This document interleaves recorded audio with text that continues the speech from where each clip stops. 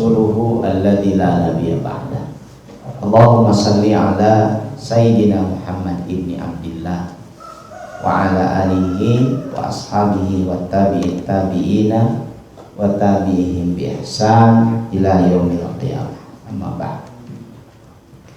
Alhamdulillah jemaah subuh yang Allah muliakan, puji syukur kita panjatkan kehadirat Allah Subhanahu wa taala. Allah berkenan mempertemukan kita, mengumpulkan kita di penghujung bulan Syawal. Saya pikir masih bulan Syawal. Mudah-mudahan kita juga tetap dipertemukan di 2 bulan suci mendatang, bulan Dzulqa'dah dan Dzulhijjah. Itu bulan suci dua-duanya. Bahkan tadi malam beberapa kawan-kawan nanyakan ke saya, kira-kira ada kurban nggak, Ustaz? Kurban pasti ada. Masalahnya adalah kita akan menyelenggarakan penyembelihan atau tidak bergantung pada perkembangan ke depan. Tapi kurban pasti ada. Syariat tidak akan mungkin hapus karena apapun. Jumatan kan tetap ada, hanya diselenggarakan di masjid atau tidak bergantung pada perkembangan ke depan.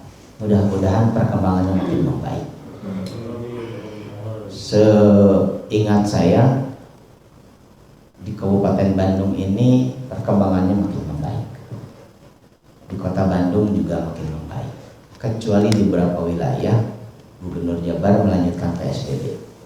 Tapi Kota Bandung, Kabupaten Bandung insya Allah makin membaik. Karena itu dibutuhkan ikhtiar serius kita dengan tetap melakukan aktivitas yang sesuai dengan protokol kesehatan.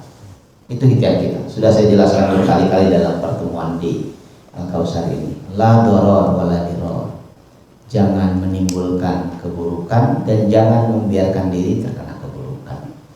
Jadi kalau memandang aktivitas sering cuci tangan, menggunakan sabun, kemudian menggunakan masker, menjaga jarak, itu bagian dari ikhtiar kesehatan, lakukan itu. Mudah-mudahan itu berimplikasi Allah makin memperbaiki kehidupan kita. Jemaah subuh yang Allah muliakan, semalam saya membaca beberapa literatur yang makin jarang dibuka di perpustakaan Al-Kautsar ya, karena memang bacanya juga susah, waktunya juga susah untuk diluangkan. Ada buku fenomenal yang dibuat oleh Imam Ibnu Katsir, Abul Fida Ismail Ibnu Katsir. Buku itu sangat tebal, bahkan mungkin karya Imam Ibnu Katsir yang paling tebal adalah buku ini. Judulnya adalah Al-Bidayah wan Nihayah. Kalau diterjemahkan dalam bahasa Indonesia, permulaan dan penutupan. Al-Bidayah itu permulaan. Jadi Ibnu Katsir menjelaskan banyak hal dari aspek syariat tentang bagaimana penciptaan langit dan bumi, terus sampai nanti kemudian bagaimana kehidupan berakhir. Dan beliau mengutip sangat banyak ayat Quran. Di antara yang beliau kutip, yang kemudian saya dulu ketika usia SD atau SMP seringkali mendengar kisah ini disampaikan oleh beberapa ustadz, beberapa ajengan di pesantren dengan merujuk pada kitab ini juga ada di Al-Kautsar, sudah diterjemahkan, sangat terkenal kitab ini di kalangan pesantren tradisional. Durratun Nasihin. Durrah itu perhiasan artinya. Nasihin itu ya orang-orang yang melakukan kebaikan, melakukan nasihat kebaikan. Sehingga kitab ini karena berisi banyak kisah, dikritisi oleh banyak cendekiawan. Salah satu yang pernah mengkritisi kitab ini, dan saya pernah menghadiri kuliah beliau, namanya Ali Masrur, Dr. Ali Masrur. Sekarang mungkin sudah profesor. Doktornya itu karena mengkritisi kitab ini, Durratun Nasihin. Beliau kemudian menyampaikan kesimpulan, mungkin kalau dipersentasekan sangat banyak hadis-hadis dhaif dalam kitab Durratun Nasihin. Karena sangat banyak hadis dhaif, maka kitab ini dianggap tidak layak untuk dijadikan kitab. Tetapi kisah-kisahnya bisa menjadi sarana kita memotivasi untuk kemudian meningkatkan giroh semangat keberagamaan. Nah, dimuat kisah yang akan disampaikan ini. Jadi dimuat dalam 2 ayat dalam tafsir 2 ayat Al-Quran dalam Quran surat Al-Hasyr surat ke-59 ayat ke-15 dan 16. Saya bacakan ayatnya. A'udzubillahi minasyaitonirrajim. Ayat 16 dan 17. Kamathalis syaitani idh qala lil insani kfur falamma kafara qala inni bari'um minka inni akhafullah rabbal alamin fakana akibatahuma annahuma finnari khalidaini fiha wa dzalika jazaa'udz dzalimin. Ini 2 ayat dalam Quran surat Al-Hasyr ayat ke-16 dan 17. Surat Al-Hasyr itu surat yang turun di Madinah. Jadi sudah menceritakan tentang banyak sekali kelompok manusia. Ada orang-orang Yahudi, ada orang-orang Nasrani, dan ada orang-orang munafik. Jadi kalau Anda ketemu ayat Quran membahas tentang Yahudi dan Nasrani, membahas tentang ahli kitab, membahas tentang orang-orang munafik, hampir bisa dipastikan ayat itu turun di Madinah. Karena di Makkah itu tidak dikenal istilah munafik. Ketika di Makkah juga tidak dikenal istilah, walaupun sudah ada orang-orangnya, tapi tidak dikenal istilah ahli kitab. Ahli kitabnya ada dalam jumlah yang sangat terbatas, tapi di Madinah komunitasnya banyak. Jadi ayat-ayat ini turun di Madinah. Kamathalis syaitan, seperti bujukan setan. Itulah kurang lebih mana ayat ini. Yang dimaksud dengan ayat sebelumnya adalah bagaimana cara orang-orang munafik itu mempengaruhi orang-orang beriman. Kamathalis syaitan, seperti bujuk rayu setan. Idh qala lil insani kfur, ketika setan itu berkata pada manusia, kufur kalian, kafirlah kalian. Falamma kafara qala inni bari'um minka, dan ketika manusia itu kemudian menjadi kafir atas bujuk rayu yang demikian meyakinkan dari setan, setan kemudian berkata, inni bari'um minka, aku berlepas diri dari engkau. Jadi kalau kamu kafir, aku bujuk, aku rayu, tapi kalau kemudian kamu kafir, aku lepas diri, nggak tanggung jawab. Ini perilaku setan menurut ayat ini. Kenapa setan berlepas diri? Inni akhafullah rabbal alamin, karena semuanya aku takut sama Allah, Tuhan semesta alam. Fakana akibatahuma annahuma finnar, dan akibat kesudahan kedua pihak itu, manusia yang dibujuk setan menjadi kafir dan setan yang membujuk manusia menjadi kafir, annahuma finnar khalidaini fiha, kedua belah pihak itu kekal di dalam neraka. Wa dzalika jazaa'udz dzalimin, dan itulah balasan bagi para pelaku kezaliman. Jadi setan yang membujuk manusia menjadi kafir menjadi zalim, manusia yang terbujuk setan dan kemudian menjadi kafir juga menjadi zalim. Jazaa'udz dzalimin, balasan bagi pelaku kezaliman. 2 ayat ini kemudian oleh Ibnu Katsir dijelaskan dalam satu kisah yang panjang tentang sosok yang sangat terkenal di langit, namanya Syekh Barsisok. Ini terkenal sosok ini. Saya tidak tahu apakah sosok ini real atau fiktif, tapi dikutip dalam riwayat Ibnu Mas'ud seperti tadi malam saya baca, disampaikan oleh Imam Ibnu Katsir, ternyata juga dimuat oleh beberapa sahabat termasuk Ibnu Abbas.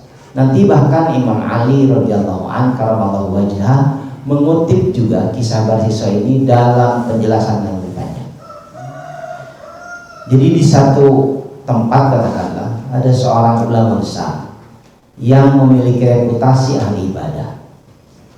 Dia menghabiskan umurnya sepanjang 60 tahun. Jadi umurnya sekitar 70-80 tahunan. Selama 60 tahun untuk beribadah kepada Allah, sehingga dikenal luar biasa di langit. Apa yang dimaksud dikenal di langit? Menjadi pembicaraan kekaguman para malaikat. Para malaikat takjub, ada orang yang demikian luar biasa menghabiskan umurnya untuk beribadah. Dia mengisi pagi, siang, sore, malamnya untuk ibadah dan lain sebagainya. 60 tahun usianya digunakan untuk ibadah, sehingga para malaikat memujinya. Jadi para malaikat itu bercakap-cakap di antara mereka dan memuji orang-orang tertentu yang memiliki reputasi ibadah. Itu yang kemudian dikenal dalam istilah, dalam terminologi tasawuf, ada orang-orang yang dikenal di langit tapi juga sekaligus dikenal di bumi. Ada juga orang yang sangat dikenal di langit tapi tidak dikenal di bumi. Dan Nabi pernah menyampaikan tentang orang seperti ini. Orang itu hidup di masa Nabi, tidak pernah ketemu Nabi, berkali-kali ingin ketemu Nabi tapi tidak ketemu dengan Nabi. Sepanjang hidupnya tidak pernah bertemu dengan Nabi, tapi karena terkenal di langit, Nabi sampai nitip salam pada sahabat-sahabat utamanya dan meminta sahabat utamanya, kalau ketemu orang ini kamu minta doa, doanya dikabulkan di langit. Nama orang ini Uwais Al-Qarni dari Irak, tidak pernah hidup. Karena itu dia masuk kelompok tabi'in, karena nggak pernah bersama dengan Nabi walaupun dia hidup di masa Nabi dan sebagainya. Umar bin Khattab sempat bertemu dengannya, karena tiap ada jemaah haji dari Irak ditanya, ada Uwais Al-Qarni? Saking seringnya ditanyakan sampai semua orang mengenal Uwais Al-Qarni. Dia disebut dengan sebutan tadi, pemuda yang terkenal di langit, tidak dikenal di bumi. Ini ada orang yang dikenal di langit, masyhur di kalangan para malaikat, berarti wali, tetapi juga masyhur di bumi. Namanya Syekh Barsiso. Saking terkenalnya tadi menjadi pembicaraan para malaikat. Dalam penjelasan Ibnu Katsir, Allah kemudian menyebutkan pada para malaikat, kalian tidak tahu apa yang akan terjadi dengan orang itu. Dia akan menjadi penghuni neraka. Para malaikat kaget, bagaimana mungkin orang yang menghabiskan 60 tahun usianya untuk beribadah sepanjang hari akan menjadi penghuni neraka. Pembicaraan para malaikat ini didengar oleh setan. Karena sebelum Muhammad SAW lahir, setan itu diberikan kesempatan untuk bisa mencuri informasi langit. Jadi kalau Allah misalkan menugaskan malaikat untuk memberikan anugerah pada beberapa orang tertentu, pembicaraan itu didengar oleh setan. Setan kemudian mendatangi kroni-kroninya, para dukun, para peramal, yang kemudian mereka jadi tahu informasi langit, sehingga kemudian terjadi hal-hal menakjubkan yang diinformasikan para peramal. Kalau Anda memahami kisah bagaimana Firaun tahu akan dihancurkan oleh Musa alaihissalam, karena informasi itu disampaikan oleh Allah kepada para malaikat dan kemudian dicuri dengar oleh para setan, sehingga disampaikan pada para peramal yang dikumpulkan oleh Firaun. Apa yang akan terjadi dengan kerajaan? Aku bermimpi sehingga sanaku ditarik dan runtuh oleh seorang anak laki-laki. Nah, para peramal yang diinformasikan setan itu bisa menyampaikan informasi relatif akurat informasinya.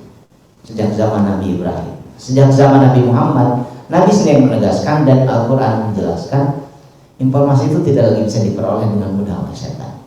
Karena itu hampir bisa dipastikan 99% informasi para peramal itu bohong. Mungkin 1% benar. Kadang-kadang yang 1% benar ini yang menakjubkan. Ih, bisa kan si bapak itu mah apalun. Padahal mungkin sudah di WA sebelumnya, sudah dikirim informasi sebelumnya. Kita takjub dengan informasi yang penjelasan Al-Quran sebagian besar bohong. Syekh Barsiso yang terkenal ini menakjubkan para malaikat, tapi sekaligus mengagetkan ketika diinformasikan bahwa dia akan jadi penghuni neraka.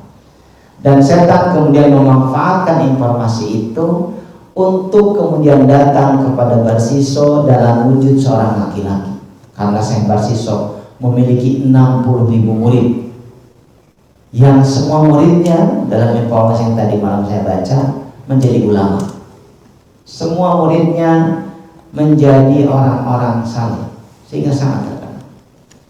Setan ini datang dan kemudian diterima oleh Barsiso dan kemudian menyebutkan bahwa saya ingin belajar untuk bisa beribadah lebih baik, karena selama ini saya mencari guru yang bisa ibadah lebih baik.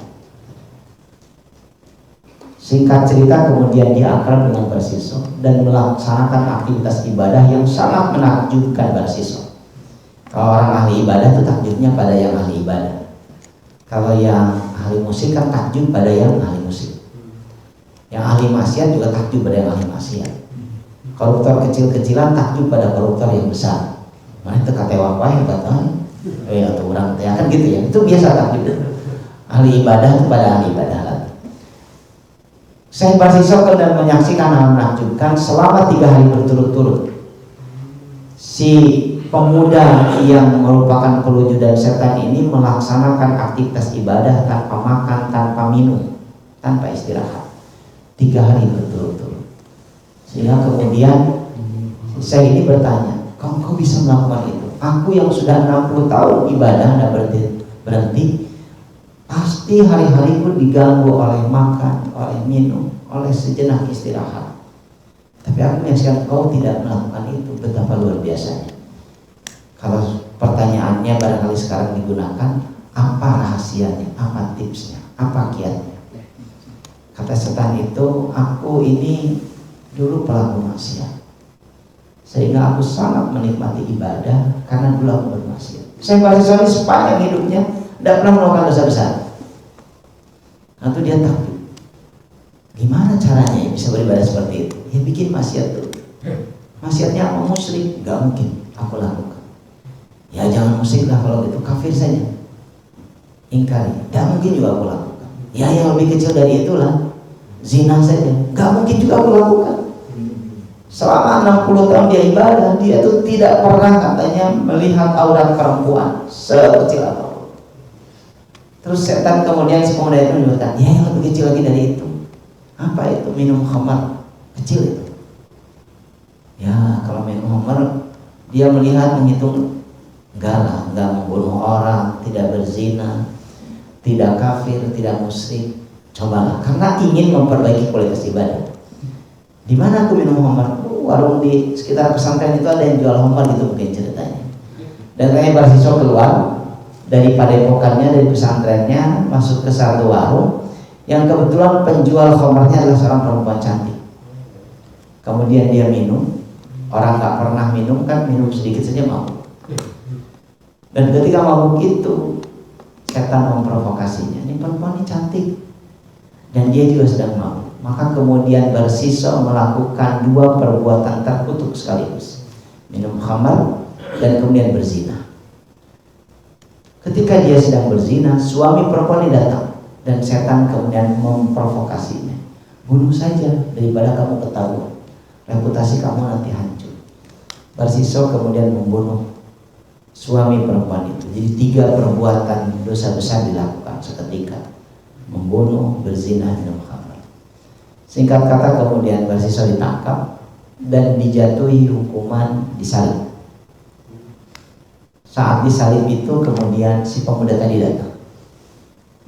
Kamu ingin kulepaskan dari hukumanmu ini? Aku akan membantumu melepaskan hukumanmu ini dengan satu syarat. Mudah. Apa yang harus kulakukan? Kata Barsiso. Kamu bersujud kepadaku. Kata Barsiso, bagaimana mungkin?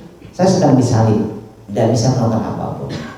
Bil isyarat, pakai isyarat saja. Kamu anggukkan saja kepala kamu sebagai pertanda bahwa kamu sujud kepada. Inilah ayat yang menyebutkan kamathalis syaitan idh qala lil insani kfur. Seperti bujuk rayu setan ketika dia berkata kepada manusia itu, pada Barsiso yang dimaksud, ukfur, kafirlah kamu, disuruh sujud. Falamma kafar, dan kemudian ketika Barsiso menganggukkan kepalanya sebagai simbol ketundukan dia kepada setan, setan ini kemudian berkata, ini bariun, aku berlepas diri minka, dari kebodohanmu. Inni akhafullah rabbal alamin, aku sangat takut kepada Allah Tuhan semesta alam. Sudah sujud, sudah kafir, jadi tulungan. Jadi tetap saja jadi salib sampai mati, dan pasti orang yang mati dalam keadaan kafir pasti masuk neraka. Itu Itu sebabnya ada ayat yang sering kali dibaca para khatib Jumat. Ya ayyuhalladzina amanu taqullaha haqqa tuqatih wa la tamutunna illa wa antum muslimun. Wahai orang-orang yang beriman, bertakwalah kepada Allah dengan ketakwaan yang sejati. Apa yang dimaksud dengan ketakwaan sejati?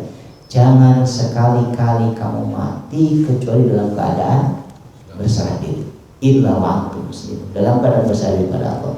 Sebab boleh jadi ada orang beriman yang aktivitas hari-harinya menunjukkan keimanan, tapi matinya dalam keadaan kufur. Contohnya bersiswa, setan berlepas diri.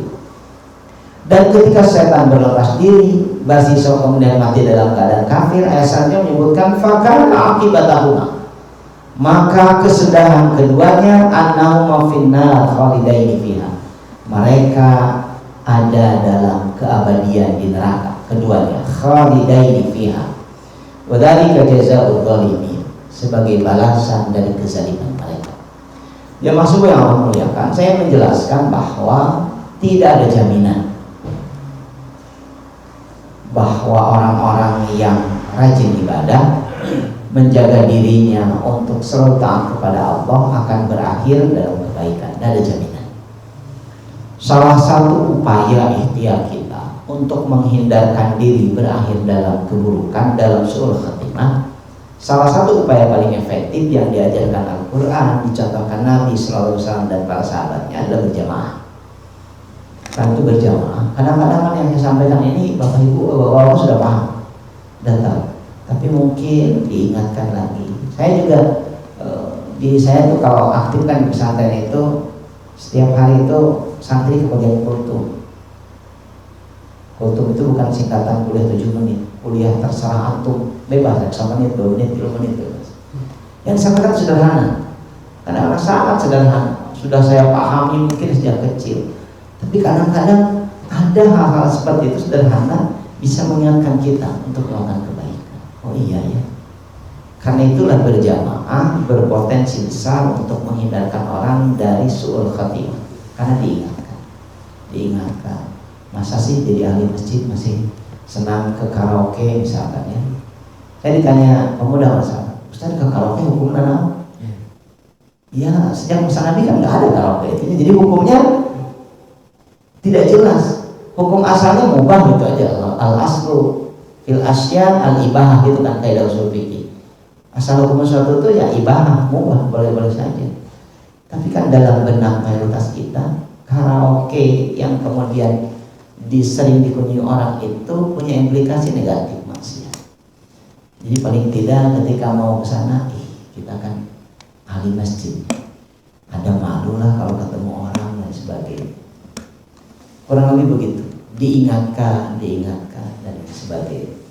Nah mudah-mudahan pertemuan kita ini sarana kita saling mengingatkan. Karena itu diperintahkan oleh Al-Quran, tawassaw bil haq wa tawassaw bis sabr, saling mengingatkan dalam kebenaran, saling mengingatkan untuk bersabar dalam menempuh kebenaran. Karena kebenaran ini bisa membuat banyak orang frustrasi. Asal sebenarnya hidup tapi kieuan nggak berubah, itu bisa orang frustasi. Karena itu butuh tawassul bil haq, tawassul bis sabr. Tidak cuma saling ingatkan dalam kebenaran, tapi juga saling ingatkan dalam kesabaran, bersabar. Insya Allah kebenaran itu akan berbuah kebaikan. Dulu kan sering orang menyebutkan kesabaran itu akan indah pada waktu. Kata itu salah satu ayat dalam Bible katanya. Sehingga jangan mengucapkan itu. Tapi saya tidak menemukan larangan untuk mengucapkan itu, walaupun itu ada dalam Bible, nggak ada masalah sebagainya. Tapi yang jelas kesabaran itu insya Allah akan berbuah kebaikan. Dalam Al-Quran sangat jelas informasi tentang balasan kesabaran. Jamaah yang Allah muliakan, itu barangkali pengingat kuliah subuh kita. Pada yang menyampaikan ada waktu kurang lebih 2-3 menit insya Allah. Mudah-mudahan bermanfaat yang sampaikan. Silakan. Ada yang menyampaikan. Kalau tidak ada tetap mengingatkan ya. Saya. Ya, enggak silakan. Sementara ada 2 pertanyaan. Ya. Haji ini belum ada kepastian. Ya. Tapi sekarang Indonesia, Malaysia, Singapura, Brunei, Dan sampai nutup. India udah menolak, Ya, dan nutup. udah nutup. Nah ini bagaimana kebiasaan, bukan kebiasaan, keharusan kita dalam menjalankan syariat-syariat Idul Adha dan sebagainya. Apakah harus demikian terpaku, misalnya Saum Arafah misalnya, atau yang lainnya? Apakah terpaku pada itu karena Ya. haji tidak mungkin kemudian di Arab Saudi juga akan ditutup gitu. Jadi tidak ada haji gitu. Itu yang pertama. Yang keduanya cerita yang barusan itu adalah merupakan takdir dari Allah Subhanahu Wa Taala bahwa orang itu sudah ditentukan di Lauh Mahfuz itu dia masuk neraka atau surga. Jadi untuk apa ibadah itu kalau kita tahu Sudah masuk neraka ditentukan. gitu. Nah itu aja, terima kasih. Ya. Yang pertama tentang haji, tadi malam saya dapat update informasi tentang haji. Kemungkinan besar Saudi akan membuka haji, tetapi untuk lokal. Untuk lokal itu untuk penduduk Saudi, tapi tidak untuk yang luar. Itu informasi terupdate yang saya dapatkan tadi malam dari kawan-kawan di sana. Belum ada pengumuman resmi memang, tapi untuk luar kemungkinan tidak akan dibuka karena masih relatif tinggi penyebaran COVID-19 ini. Jadi lokalnya masih. Artinya seluruh implikasi ibadah yang berkait dengan ibadah haji kayak kurban, kemudian Arafah sebagainya masih tetap akan berlangsung di sana. Dan tentu tadi saya sampaikan syariat tidak akan berhenti karena apapun. Tapi boleh jadi dalam satu ketentuan tidak dilaksanakan. Bukankah Ramadan tetap wajib puasa Ramadan? Tapi di antara kita ada yang mungkin berhalangan karena sakit, karena sedang perjalanan dan sebagainya. Tapi syariat tetap jalan. Demikian juga haji. Tapi Indonesia, Malaysia dan mayoritas negara di Asia Tenggara memang sudah bentuk pendaftaran karena andai kata dibuka juga persiapannya tidak memungkinkan. Itu yang pertama jawabannya. Mudah-mudahan saya berdoa ya haji secara lokal tetap jalan. Karena ada jemaah Kausar yang akan berangkat dan sudah ngobrol dengan saya, insya Allah Ustaz kedah kumah persiapannya. Saya bilang kata KBIH. Ya kalau tidak jadi itu takdir itu ya sebagai ketentuan Allah iganya sudah. Yang kedua tentang takdir. Takdir ini kan misteri. Tidak ada yang kita paham. Kita tidak pernah paham. Dalam Quran surat Luqman surat 31 ujung ayatnya, ayat 36 atau nggak salah ya. Pokoknya ujung surat Luqman 30-an di akhir. Ada redaksi berbunyi begini. Wa ma tadri nafsum ma la taksibu ghadan wa ma tadri nafsum bi ayyi amrin tamut. Tidak ada seorang pun yang tahu ma la taksibu ghadan, apa yang akan terjadi dengan besok, dan tidak ada seorang pun yang tahu di bumi mana dia akan mati. Itu penjelasan tentang takdir itu misterius. Takdir yang misterius itu menurut para ulama tauhid terbagi dua. Yang pertama disebut dengan takdir mutlak. Kita jadi laki-laki, saya nih jadi orang Sunda, lahir di tempat ini, orang tuanya ini, itu mutlak. Itu betul-betul hak prerogatif Allah. Dan kemudian setelah saya berkembang, misalkan belajar dan sebagainya, ada takdir kedua disebutnya takdir mu'allaq, takdir yang bergantung pada ikhtiar manusia. Artinya Allah memberikan sarana, fasilitas, manusia boleh mengejar impiannya, boleh mengejar takdirnya. Tercapai atau tidak, itu nanti disebut takdirnya mu'allaq. Apa misalkan menjadi cerdas, menjadi kaya, menjadi terkenal, menjadi saleh, menjadi kafir dan sebagainya, itu takdir bergantung ikhtiar manusia. Apa bunyi ayat Quran untuk menegaskan ini? Faman sya'a, siapapun yang ingin kalian silakan kafir. Jadi kafir itu ikhtiar yang dilakukan manusia. Wa man sya'a falyu'min, siapa yang berkeinginan silakan dia beriman. Jadi ada orang memilih beriman, memilih kafir. Kan itu nggak bisa disalahkan, tidak bisa dilepaskan begitu saja orang kafir, takdirlah kafir, tidak. Itu ada ikhtiar manusia, itu kalau Allah tauhid membagi. Bagaimana kasus Barsiso? Seperti yang penjelasan saya kedua, dia memang memilih takdirnya seperti yang Allah sampaikan pada para malaikat, dia akan berakhir dalam keburukan. Tapi kita termasuk Barsiso tidak tahu kita akan berakhir bagaimana, tidak tahu.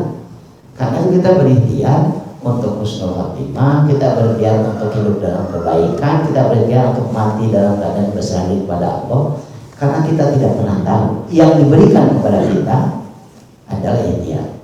Ini memang rumit belajar paham bahwa takdir itu betul-betul sepenuhnya kewenangan Allah. Ini rumit. Berkali-kali bertahun-tahun ngaji sebagainya, ketika kita menjadi impian dan terjadi mungkin takdirnya udah kadang-kadang begitu. Tapi kemudian banyak ayat Quran yang memberikan penegasan innal insana illa ma sa'a, misalkan semuanya manusia akan dapat apa yang dia perjuangkan. Nanti dalam ayat yang lain yang bapak juga paham, faman ya'mal mithqala dzarratin khairan yarah wa man ya'mal mithqala dzarratin syarran yarah. Karena itulah kemudian muncul dua kelompok ekstrim. Yang pertama disebut Jabariyah, ini penjelasan tambahan minggu lalu. Yang kedua Qadariyah. Apa Jabariyah? Udah takdirkan ku Allah, namun kudu sangsara geus takdirna di lauh mahfuz kudu sangsara. Katanya ini dalam bahasa sosiologi disebut fatalisme, pemahaman kepasrahan. Sehingga mohon maaf ya, katanya kalau di Indonesia itu sebagian besar masyarakat yang tinggal di pedesaan di Jawa Tengah terutama memiliki pemahaman fatalisme. Memberi nama anaknya pun gak boleh hebat-hebat. Mohon maaf ya kalau ini ada yang namanya Paijo, Painem, Juminten gitu ya, Saritem. Itu nama tuh diberikan oleh anak tuanya, filosofinya kita ini orang biasa, apa bagaya, gak ada namanya Ricky, gak ada namanya gitu-gitu sebagainya. Tapi sekaligus bentuk ekstrim kedua disebutnya dengan Qadariyah yang sangat rasional. Enggak, hidup tuh kita tentukan dan sebagainya. Jadi mereka betul-betul bertumpu pada ikhtiar manusia sebagainya. Sampai hari ini dua kutub ini nggak ketemu, Pak. Sampai hari ini nggak ketemu. Karena itulah di kita menyebut diri kita dan kita juga digolongkan secara sosiologis karena dengan kelompok Ahlus Sunnah wal Jamaah yang tawassut berdiri tengah-tengah. Kadang-kadang dalam hidup kita pahami ini takdir. Tapi kadang-kadang dalam hidup udah sok siapa tahu dapat ya impian itu dikejar. Kita ini ada di kutub ini. Mudah-mudahan seperti ini kita paham takdir. Tapi sekali lagi penegasan yang paling utama, takdir itu rahasia. Syekh Basiswa ini kisah menunjukkan boleh jadi hidup kita ini semua sudah ditentukan oleh Allah. Akan bagaimana. Tapi untung karena misteri, maka kita sedang berikhtiar. Saya lihat beberapa yang tadinya misalkan sakit, ikhtiar, berobat, sebagainya, sembuh. Jadi Pak, ikhtiar, yang damai. Kalau memahami tadi, namun Allah nabil ke cadar gitu gak akan berobat. Jadi artinya kita termasuk yang mudah-mudahan tadi Ahlus Sunnah wal Jamaah yang tawasul. Barangkali itu ya bagian ngaji kita, mudah-mudahan bermanfaat. Mudah-mudahan jadi bagian memperbaiki kualitas keimanan kita. Subhanakallahumma wa bihamdika, asyhadu an la ilaha illa anta, astaghfiruka wa atubu ilaik. Assalamualaikum.